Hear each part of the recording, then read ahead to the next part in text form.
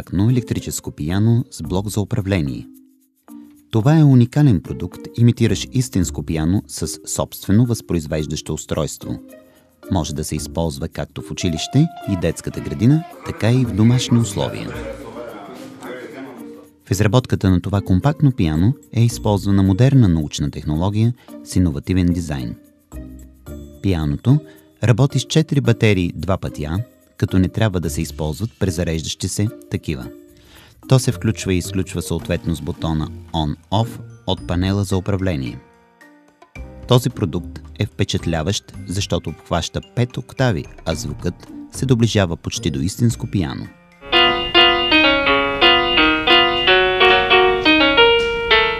За регулиране на силата на звука отговарят 2 бутона – за намаляване на силата, за усилване на силата. Звукът на пианото може да се чува вместо през високоговорителя на слушалки. При натискане на бутон Старт-Стоп се възпроизвежда ритъм, върху който може да се импровизира.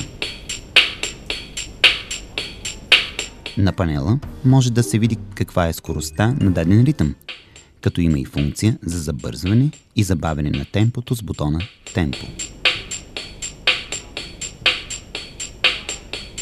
Пианото съдържа 96 различни ритъма.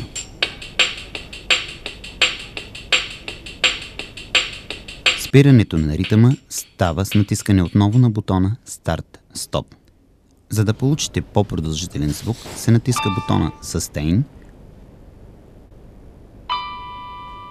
С бутоните плюс и минус може да се смени звука на самото пиано.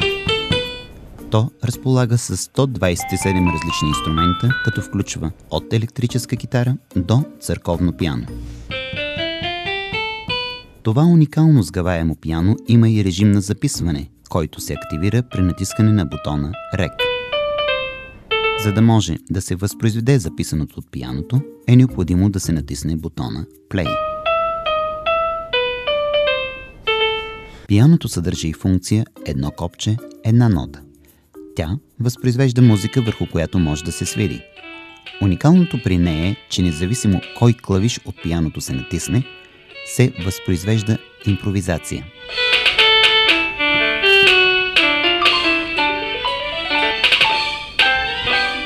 Пианото, заедно с друг музикален инструмент като преносимите барабани, може да се използва в часовете по музика в училище.